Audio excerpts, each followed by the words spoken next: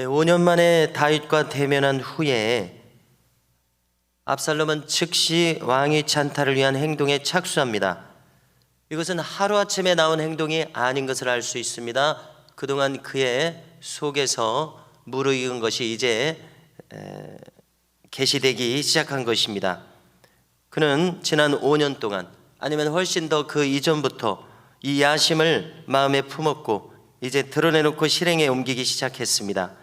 먼저 그는 자신의 호위병을 정비해서 강화시켰고 그 조직을 견고히 했습니다. 그리고 이제 드디어 본격적으로 나서서 민심을 훔치기 시작합니다. 여기서부터 반역입니다.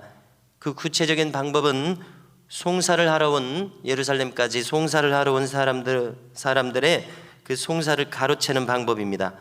권위의 질서를 무너뜨렸습니다.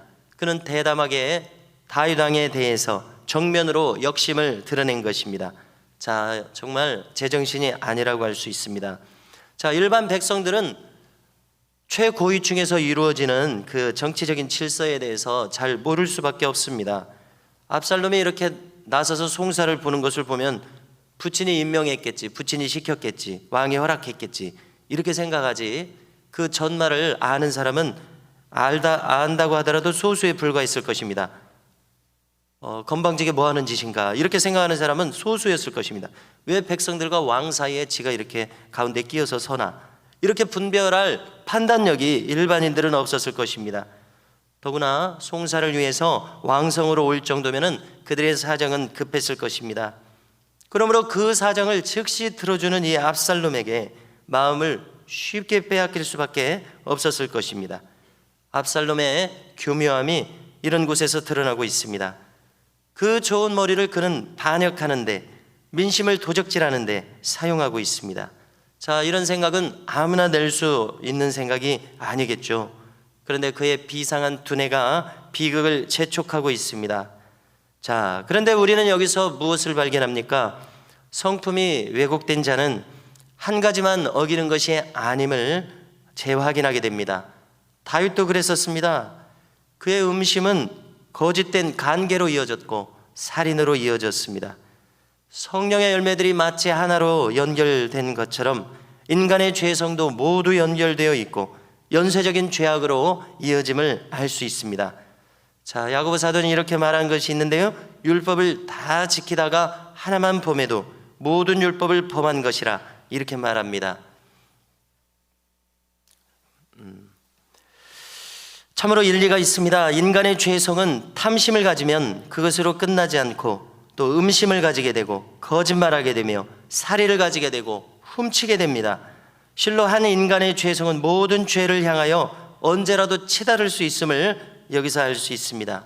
여기 이 압살롬이 바로 그런 인물이었습니다. 그는 왕위에 오르려는 탐심을 벌써 오래전부터 키웠었습니다. 그것이 바로 부친을 몰라보는 5계명을 범한 자가 되게 했고 백성의 마음을 도적질했습니다. 복수심으로 형을 살해하게 했습니다. 그는 한 가지 죄만 분출하고 있지 않았습니다. 그의 심령은 이처럼 깊이 부패해져 있었습니다. 자, 먼저 그는 천연덕스럽게 거짓말을 합니다.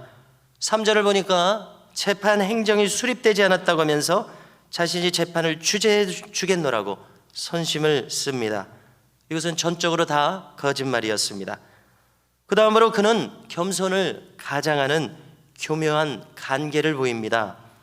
그는 실제로는 겸손하지 않으면서도 겸손한 척함으로써 백성들의 마음을 훔치기 시작합니다.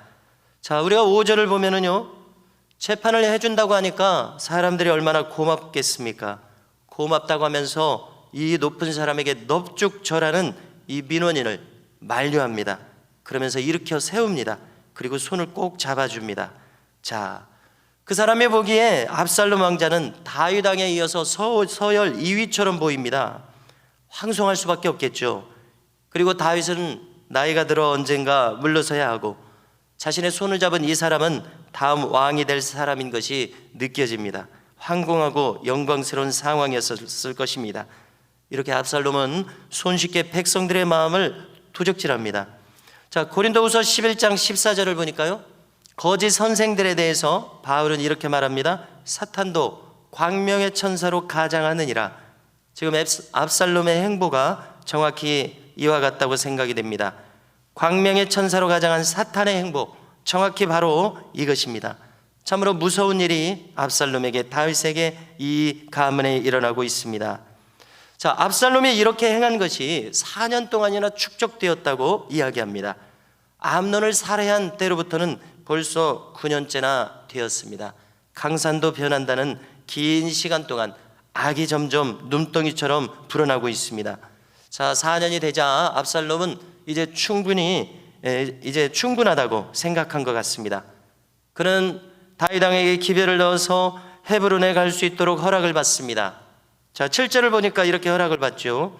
이때 그는 하나님을 들먹입니다. 자기가 일찍이 서원한 것이 있어서 헤브론에 가서 제사를 드려야 되겠다고 합니다. 자, 이것은 하나님을 이용하는 자들의 특징입니다. 사울도 비슷하게 말했었습니다. 여기 이 압살롬도 똑같습니다. 진실된 신앙은 없으면서도 하나님을 들먹이며 하나님을 이용하는 모습입니다. 자, 그런데 하나님은 이용되실 수 있는 분이 아니시죠. 진심이 아닌 것은 그분께 인정받을 수 없습니다. 자, 어리석게도 사람들은 어떻게 살아갑니까? 신앙의 언저리에 있을 때도 마찬가지입니다. 어떻게 살아갑니까? 지금까지 자기가 살아온 자기 생각으로 행하면서 하나님 보고 승인해 주기를 바랍니다. 하나님을 부속품처럼 생각하는 것입니다. 자기가 지금 주, 하나님이 부, 무의식적으로 이렇게 생각하고 있습니다. 왜 이런 현상이 나타납니까? 자기 생각으로 살아가고 있기 때문에 그렇습니다. 어떻게 해서 우리는 이것을 깨달을 수가 있습니까? 내가 내 생각으로 살아가고 있구나. 어떻게 하면 우리가 이렇게 깨달을 수 있습니까? 내 마음에 겸손함이 없기 때문에 그렇습니다.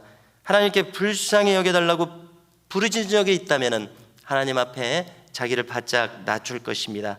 그러나 하나님께 살려달라고 그 다음에 자신이 너무나도 심각한 죄인이라고 이렇게 느끼지 못한다면 낮아질 수 없다고 생각합니다. 자, 자기가 철저히 하나님 앞에서 아쉬운 사람인 것을 모르기 때문이라고 생각합니다. 울부짖으며 그분의 긍휼을 구한 적이 없다면 이런 마음을 가질 것이라고 생각합니다. 자, 아무것도 모르는 다윗은 압살롬의 요청에 대해서 그렇게 하라고 허락합니다. 자, 압살롬은 즉시 반역을 실행하죠. 그는 천국에 전령을 보냈습니다. 이것은 이미 지난 4년 동안 조직을 마쳤다는 것을 보여줍니다. 참으로 악은 용이 주도하죠. 압살롬이 지금 그런 모습입니다. 자, 그런데 이 치밀함 속에서도 한 가지 맹점이 발견됩니다. 자, 그가 헤브론으로 가면서 200명이나 초청했었습니다. 자, 그런데 뭐라고 기록합니까? 그들은 영문도 모른 채 헤브론까지 끌려간 겁니다. 그냥 가자고 하니까 간 겁니다. 압살롬이 행하는 일방적인 이 즉위식에 들러리가 되고 맙니다. 자, 이렇게 압살롬은 어떤 사람입니까? 사람들까지도 속여서 이용합니다. 거짓으로 동원해서 이용합니다. 자, 거짓을 바탕으로 세운 권력이 얼마나 오래 가겠습니까?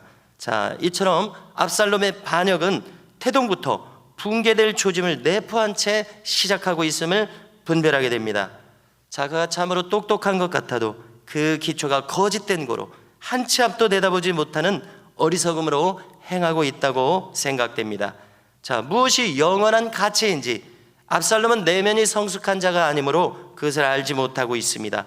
거짓을 기초로 하고서도 무엇인가 도모할 수 있다는 이 모습이 참으로 어리석게 보입니다.